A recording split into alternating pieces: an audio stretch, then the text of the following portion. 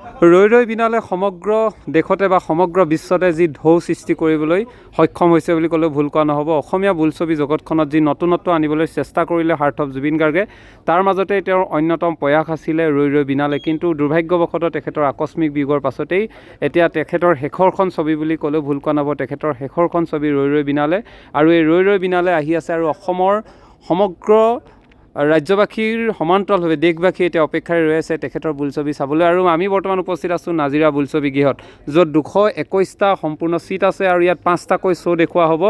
পুৱাৰ 9 বজাৰ পৰা ৰাতি 9 বজালৈকে, অৰ্থাৎ 5টা শ্ব' ইয়াত তেওঁলোকে দেখাব।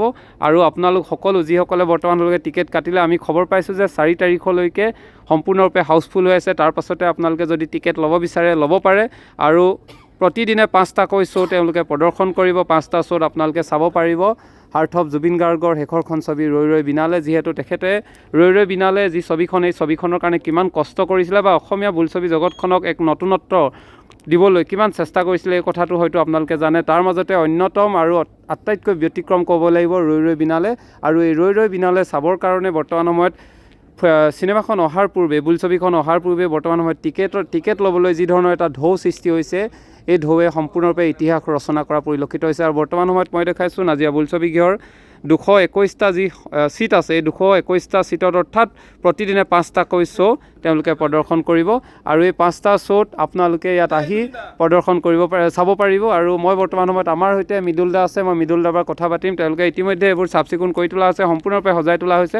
চাৰিওফালে লিখা হৈছে জাষ্টিছ ফৰ জুবিন গাৰ্গ। মৃদুল দা, 5টা শ্ব' হ'ব নহয় জানো? হয়, আমাৰ পুৱা 9টাৰ পৰা দৰ্শনীসমূহ আৰম্ভ হ'ব আৰু ৰাতি 12টা বজাত মুঠ 5টা দৰ্শনীয়ে সৈতে 12টা বজাত শেষ হ'ব। 5টাকৈ পূৰা চলিব। এতিয়া কেই তাৰিখলৈকে সম্পূৰ্ণ? 4 তাৰিখলৈকে আমাৰ 100% ছিট বুকিং হৈ গ'ল, টিকেট বিক্ৰী হৈ গ'ল। আৰু বাকী 5, 6, 7 এই 3 দিনৰ পৰা 80% টিকেট বিক্ৰী হৈছে। হয়, আৰু অতি সোনকালে 2 দিনৰ ভিতৰতে আমি 7 তাৰিখৰ পৰা বাকী টিকেটসমূহ দৰ্শকৰ বাবে মুকলি কৰি দিম। মানে অভূতপূৰ্ব সঁহাৰি আহিছে নহয় জানো? এয়া বৰ্তমান সময়ত যি এটা ঢৌ সৃষ্টি হৈছে, সেই ঢৌৱে কিন্তু সকলোকে স্পৰ্শ কৰিছে। গাঁৱৰ কনিষ্ঠৰ পৰা জ্যেষ্ঠলৈকে, বৃদ্ধালৈকে সকলোকে স্পৰ্শ কৰিছে। অৰ্থাৎ সকলো আহিব ৰৈ ৰৈ বিনালে চাবলৈ। আৰু ইয়াৰ মাজতে আমাৰ জুবিনৰ যিসকল অনুৰাগী, হাৰ্থ অফ জুবিন গাৰ্গৰ, ক্ষমা কৰিব জুবিনৰ বুলি ক'বলৈ একচুৱেলি মোৰ এইটো আটাইতকৈ ডাঙৰ ভুল হৈছে। হাৰ্থ অফ জুবিন গাৰ্গৰ যি অনুৰাগী তেওঁলোক আছে, কি ক'ব আচলতে কেনেকুৱা অনুভৱটো কি ক'ম আৰু, বহুত অতি দুখৰ বিষয়। যিহেতু এখন জুবিন দাৰ বহুত এখন সপোনৰ চিনেমা আছিলে আৰু বহুত আশা কৰিছিলে, আৰু তেখেত এতিয়া আমাৰ মাজৰ পৰা নাইকিয়া হৈ গ'ল। গতিকে আমি অনুৰোধ জনাম গতিকে সকলোৱে যাতে আহক, চিনেমাখন চাওক।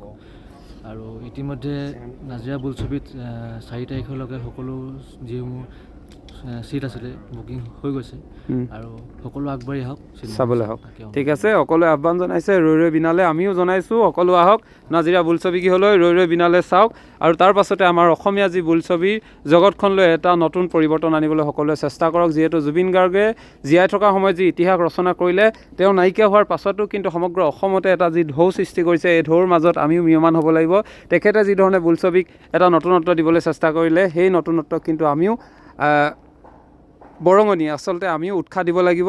আৰু এই ৰৈ ৰৈ বিনালেই বোলছবিৰ পাছৰ পৰাই সমগ্ৰ অসমতে বোলছবি জগতখনত এক বিশেষভাৱে ব্যাপক পৰিৱৰ্তন আহক আৰু নতুনত্ব আহক।